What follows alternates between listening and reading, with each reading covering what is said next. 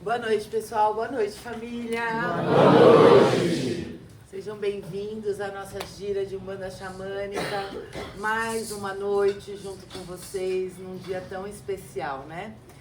E, continuando o nosso papo da semana passada, que ficou mais intimista entre nós aqui, nós vamos continuar trazendo, né, essa noção da ancestralidade da Umbanda, né? Essa noção de como os guias trabalham conosco e também conversar um pouquinho para que a gente possa receber as orientações para ter uma vida melhor, né? Então hoje é uma gira de ciganos e vamos refletir o que é essa linha de ciganos. Se a gente parar para pensar sobre o povo cigano, a história deles no mundo, ela é muito ampla. A gente tem, por conhecimento, apenas 1, 2, 3 grupos no máximo de ciganos que são mais famosos, que nós conhecemos dentro dos nossos conhecimentos gerais, né? Mas o grupo de ciganos, ele é amplo e ele é espalhado pelo mundo inteiro. Nós temos aí vários grupos, várias etnias, várias origens.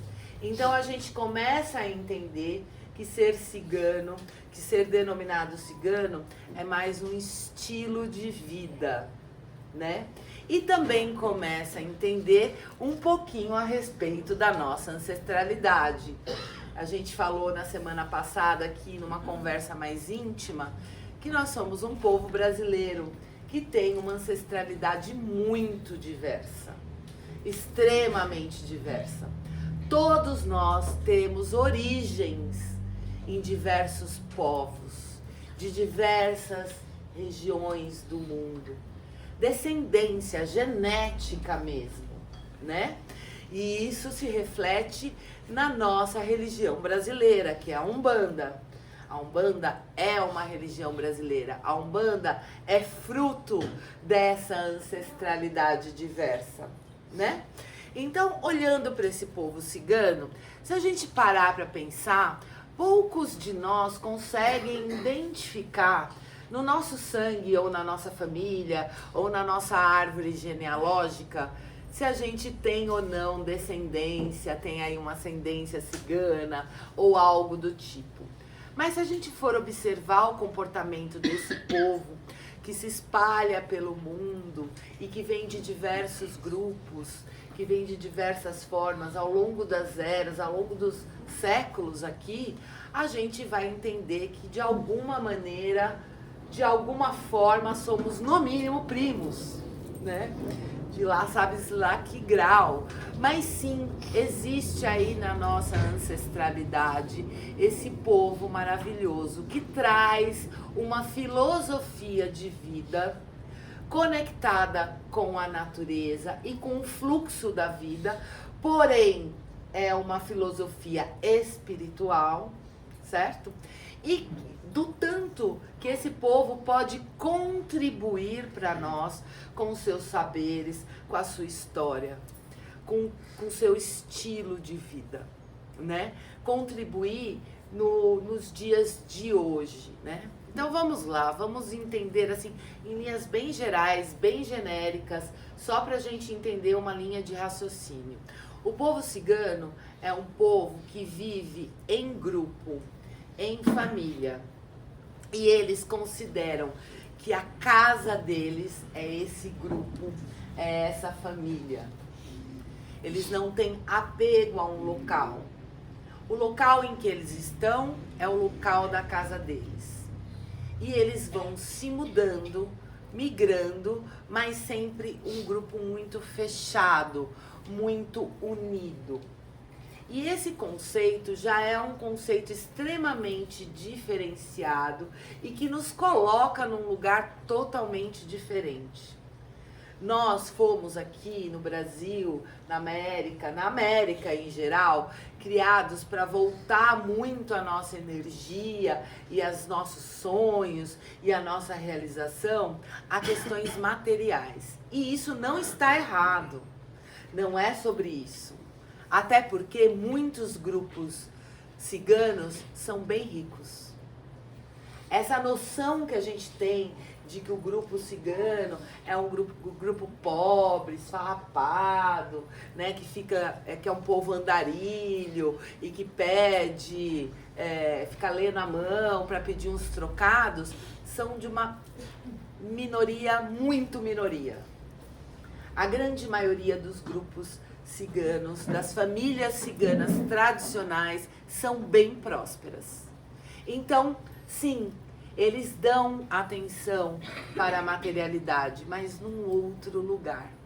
A materialidade vem trazendo o sustento da família, o sustento do pertencer, o sustento da vida deles. Eles se veem como uma comunidade, eles se veem como um grupo, como um coletivo. Eles trabalham unidos, eles trabalham com lealdade entre eles. Eles defendem com unhas e dentes o estilo de vida deles, a riqueza deles, tanto material quanto espiritual, as tradições deles. E dentro desta lógica firme e tradicional, em que todos nascem sabendo o seu lugar dentro daquela família, pertencendo, sabendo a sua função dentro daquele grupo, eles têm ali uma estabilidade, uma casa firme e forte. E essa casa pode migrar pelo mundo conforme o fluir do quê? Da natureza, da onde é mais próspero. Ciganos não ficam viajando porque eles gostam. Esse é um estilo de vida que mostra a força do povo que vai buscar o local mais próspero, o local de sobrevivência, ou um local onde a vida é melhor. Então, eles vão para um local, aquele local traz tudo que eles precisam, eles prosperam, eles aram a terra, eles ganham dinheiro. Quando aquele local já entregou o que precisava, eles vão para outro. Então, é uma forma de pensar, o buscar o melhor, o buscar a melhor casa, o melhor espaço, buscar aonde há prosperidade, onde há comunidade, aquele povo vai prosperar melhor. E aí a gente já vê um processo emocional muito diferenciado do processo emocional que a gente opera nos dias de hoje. A gente já vê um outro tipo de resiliência, um outro tipo de busca, um outro tipo de propósito. E é aí que a gente precisa começar a entender, para a gente começar a analisar e pensar sobre os saberes de cada povo, de cada tribo, de cada legado que foi deixado para nós e que existe um portal aberto de acesso. O povo cigano sempre foi fechado dentro deles, sempre foi um povo que caminhou sempre dentro de uma tradição cheia de segredos. Eles não permitiam misturar com outros povos. E isso, gente, a gente precisa começar a tirar do nosso coração alguns ranços mesmo. Não é por preconceito, é pela manutenção da tradição. E essa manutenção da tradição está conectada com as crenças, com o emocional daquele povo. As influências externas de outros povos, de outra forma de viver, muda o sistema deles. E aí as pessoas começam a ficar perdidas. Aí eu faço o quê? Aí eu me sinto como? O que eu posso fazer? O que eu não posso? Porque a gente também opera nisso. A gente vive uma grande ilusão de que a gente tem livre-arbítrio, que a gente tem liberdade e que a gente faz o que quer. E que é uma verdadeira mentira. Porque sim, estamos todos limitados às nossas crenças. O que você deseja, o que você almeja, o seu propósito de vida veio de um conjunto de crenças.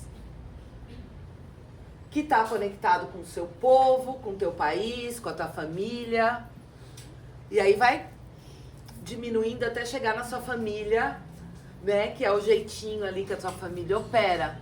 E eles não se permitiam se misturar para sustentar um estilo de vida que era um conjunto de crenças que segue, que funciona para eles. Na semana passada, a gente também trouxe o falar do entender o que é brasileiro. A gente vai entender um povo, vai entender um conjunto de crenças e vai voltar para nós brasileiros, que não vivemos nesse sistema de crenças, que fomos educados para viver as emoções. Fomos educados para sentir. Eu sinto isso, eu sinto aquilo, eu acho isso, eu acho aquilo. E a gente vai sentindo e sentindo e sentindo e cada vez mais diluindo regras ou mudando. Na verdade, eu sempre vejo, né? Eu observo, eu já tenho uma idade que dá para observar gerações, né? Então eu observo, o conjunto de crenças vai mudando. Ele sempre vai estar pautado na busca da liberdade, da autonomia, do livre-arbítrio, mas ele só muda. E a gente vai fluindo dentro disso, meio perdidos. Porque nós não temos um conjunto que seja mais assertivo para nós. É tudo muito amplo. Nós absorvemos muitas crenças, absorvemos uma diversidade imensa, né? Então, ó, a gente vai olhar para isso e vai entender agora o nosso dia a dia. Então, lá, eu acordei hoje e aí tava muito calor, o tempo tá seco, então eu acordei com aquela dor de cabeça chata e eu não tô num bom humor. Esse é o meu sentir. Eu não estou num bom humor. Eu não aprendi a usar uma regra, uma racionalidade. Eu aprendi a operar diante da minha emoção. Então, como eu tô de mau humor, eu vou tratar mal fulano, não vou falar bom dia, eu vou ficar com a cara amarrada, aí eu vou começar a achar tudo chato.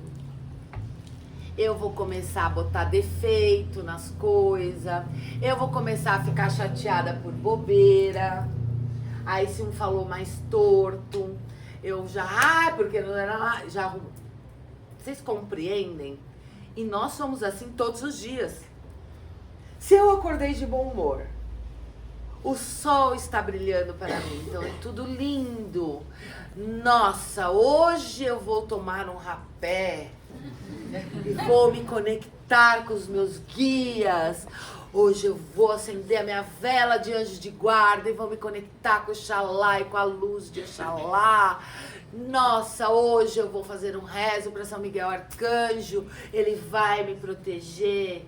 Hoje eu tô de bom humor, hoje eu tô conectada, hoje eu sou a última bala do pote. Mas vocês percebem que tudo isso está conectado com a nossa emoção? Com o meu sentir? Quando a gente olha para esses outros povos, a gente vai entender um conjunto de regras que vai funcionar diferente. Há uma compreensão de que há dias bons e há dias ruins. Há uma compreensão que a natureza às vezes é favorável e às vezes não. Nós agora estamos vivendo um processo natural da nossa natureza muito difícil. Muito complicado. Há uma fumaça surreal sobre o nosso país. As nossas florestas estão queimando. Animais estão morrendo. Já há uma previsão de inflação diante dos alimentos. Então estamos vivendo um momento triste da natureza, um momento desafiador. E vamos combinar que entre nós a gente não tá nem aí. A gente só tá preocupado com a nossa narina, se ela tá seca ou se ela tá hidratada. Então, esse processo de compreender que há dias melhores, há dias piores, há desafios, há humores, e essa falta de resiliência que nós temos precisa ser observada. Precisa ser vista. A gente definitivamente precisa parar de se entregar completamente para as nossas emoções e ser guiado por elas de forma tão cega, de forma tão inconsciente. Por quê? Porque esses povos compreendem o que é ter força. Quem vai resistir ao planeta, à natureza, são os fortes. Não são os bonitos. Não são os vaidosos. Não são os famosos. São os fortes. Aquela árvore que está lá há menos tempo, ela vai queimar mais rápido. E aquela árvore maior, mais antiga, mais forte, ela tem mais chance de sobreviver. E aonde nós precisamos entender que a gente precisa trabalhar esta força é dentro do nosso emocional. Hoje nós estamos vivendo uma crise de saúde mental nítida. É só olhar, é só observar. A gente vive uma crise generalizada de ansiedade. Duvido que alguém aqui já não teve uma crise de ansiedade. Eu já tive crise de ansiedade, povo. É tudo muito acelerado, é tudo muito emocional, é tudo muito responsivo, é tudo muito impulsivo. E eu, baseada nas minhas emoções, não consigo trazer resiliência, não consigo trazer força, não consigo trazer constância. Quem dirá inteligência? Eu não tô aqui dizendo que a gente vai desligar nossas emoções, não é assim que funciona. A gente sempre vai ser um povo mais emocional. Mais emocionado. É o povo latino, gente. Né? A gente sempre vai trazer isso para nós. Isso sempre vai ser um dom. Mas do jeito que a gente está caminhando, a gente tá um carro desenfreado. Então a gente acorda completamente reféns da nossa própria emoção. Então, se algo não dá certo, já vem aí dispara uma ansiedade, dispara uma depressão, dispara um carro, você perde o controle da tua vida mesmo, né? Quando você vê, você teve um dia péssimo, foi horrível. Quando não desencadeia uma série de problemas físicos, de doenças físicas. Então a gente precisa começar a olhar. E aí quando a gente vai para o espiritual, meu povo, a coisa vai ficando mais complexa. Porque uma pessoa emocionalmente instável não tem como estar estável espiritualmente. Uma pessoa emocionalmente instável está com sua frequência baixa.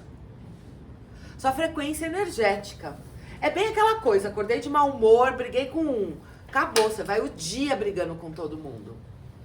Uma coisa puxa a outra, uma coisa puxa a outra. Isso é uma lei. Nós estamos vivos porque as nossas células se uniram, se afinizaram, se aglutinaram, se uniram para formar o que nós somos. É assim que funciona o universo. Então, se eu tô numa emoção ruim, isso vai afetar toda a minha vida, inclusive a espiritual. Aí eu tô andando ali na rua tá cheio de egum, gente. Tá cheio de quiumba. Aí o amiguinho fala assim, eu também sinto raiva. Oi, amigo, tudo bem com você? E aí começa a vir, aí aquela energia começa a bagunçar mais ainda, a desembestar tudo, e aí uma coisa vai levando a outra, e aí vira uma bola de neve, e aí vira um caos. Por quê? Porque quando a gente precisa arrumar as nossas emoções, a gente primeiro tem que ter consciência. Meu Deus, eu tô com uma crise de ansiedade. Olha, eu tô falando aqui pra vocês, eu já tive burnout, eu já tive crise de ansiedade ao longo da minha vida. Eu sei muito bem como é. É praticamente incontrolável, é maior que nós. Não é nesse momento que eu vou conseguir, mas é no meu dia a dia, no momento em que eu acordo de mau humor e falo, opa, eu não posso seguir o meu dia assim. Hoje é o dia de eu ir lá na frente de Oxalá, tô dando exemplo só, tá? Não é uma receita de bolo, pelo amor de Deus, é só um exemplo. Tô indo lá à frente do meu pai Oxalá, acender minha vela de anjo e falar assim, meu Deus, meu pai, me apazigue, me dê calma, me dê paz, me dê calma para eu ter força para enfrentar os meus desafios. Porque sim, nós fomos criados para acreditar que desafio é uma coisa muito ruim e que a gente tem que fugir com toda a força do nosso ser. Corra para as montanhas. Aí sai todo mundo desesperado, correndo para as montanhas. É uma gritaria, tiro. Tá tudo quanto é lado. Por quê? Porque essa é uma atitude emocional. Se eu tenho um desafio, eu preciso ter calma para raciocinar e pensar numa solução. Ou pensar na minha sobrevivência. Ou pensar em... esse só foi um dia ruim. Eu preciso pensar uma forma de ir melhorando essa situação na minha vida. Eu preciso pensar como que eu saio disso.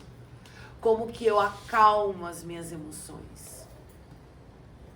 Então a gente primeiro precisa entender como a gente funciona. Cada um de vocês tem um gatilho emocional que leva vocês ao desespero. E o desespero leva à impulsividade. E aí virou emoção, já não tem mais controle.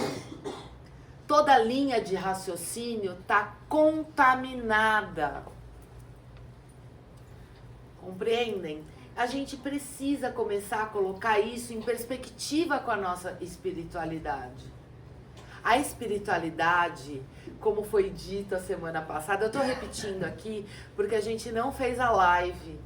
E eu acho importante trazer alguns pontos da conversa que a gente teve aqui. A espiritualidade não é garçom e garçonete. Ela não está aqui para servir a você e aos seus caprichos emocionais. Nem o meu, nem o de vocês. Ela está aqui para trazer luz. O que é luz? Luz é consciência. Luz é calma, é paciência. Para entender os processos. Um desafio não vai acabar amanhã. Essas queimadas não vão acabar amanhã. E nem depois de amanhã. Mas sim, elas vão acabar. E quando elas vão acabar? quando chover. Depende de vocês? Depende de mim? O que eu tenho que ter? Paciência. E calma. E sobreviver a essa fumaça toda, essa fuligem toda. Não é verdade? E entender o melhor, como que eu me adapto melhor a essa situação, a essa questão. A gente precisa começar a entender a posição da espiritualidade, a posição da nossa saúde mental e a posição do nosso emocional. A gente precisa entender que antes de trabalhar uma pessoa espiritualmente, a gente precisa trabalhar o emocional dessa pessoa. A gente precisa trabalhar a saúde mental dessa pessoa. Porque um ori que não funciona, não arruma a parte espiritual. E essa parte emocional é muito simples e ao mesmo tempo muito complicada. Eu fiz essa jornada de trabalhar o meu emocional, faço ela todos os dias e sei o quanto é complicado. Mas todos os dias eu peço por calma e paciência. Calma para não entrar em desespero, para não ser impulsiva, e paciência para observar e compreender os processos desafiadores. E também os processos luminosos. Porque se a gente não tem inteligência, não sustenta a sorte. Às vezes as portas se abrem, às vezes o caminho se abre e você não, por questões emocionais, não consegue aproveitar. É importante a gente entender que não tem alicerce para a espiritualidade dentro do nosso corpo, do nosso ori, se a gente não compreender esse processo emocional e essa funcionabilidade que a gente precisa operar.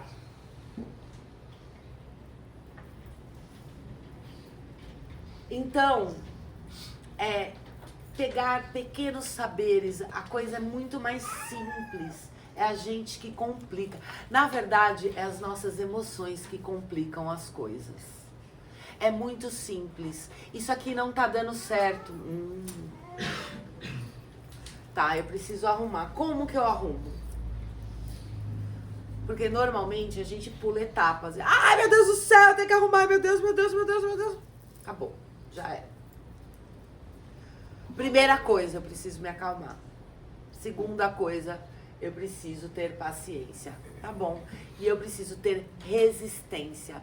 Resistência emocional, resistência mental, resistência física, é importante também, para poder aguentar as ventanias, as adversidades naturais.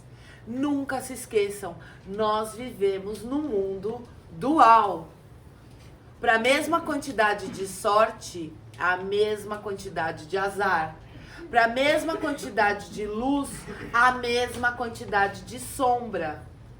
Para a mesma quantidade de caminhos abertos, a mesma quantidade de desafios.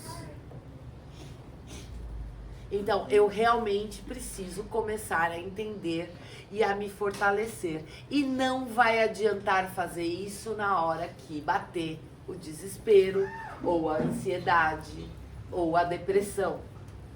Nós precisamos trabalhar essa questão em nós quando nós estamos sãos, quando nós estamos bem, para a gente exercitar. Ninguém vai para a academia doente. Nós vamos para a academia quando estamos bem. Mas quando a gente fica doente e a gente foi para a academia, o nosso corpo está mais resistente. Então a gente reage mais rápido, melhora mais rápido. Não é mesmo? Então é isso, meu povo. É isso que eu gostaria de falar para vocês. E eu espero que essa linha maravilhosa, com essa sabedoria incrível que tem os ciganos, possam abrir a luz da consciência no coração e na cabeça de cada um de vocês. Nunca se esqueçam, esse povo escolheu a Umbanda para se manifestar. Esses ancestrais escolheram a Umbanda para se manifestar. Não existe outra religião que tenha a linha de ciganos.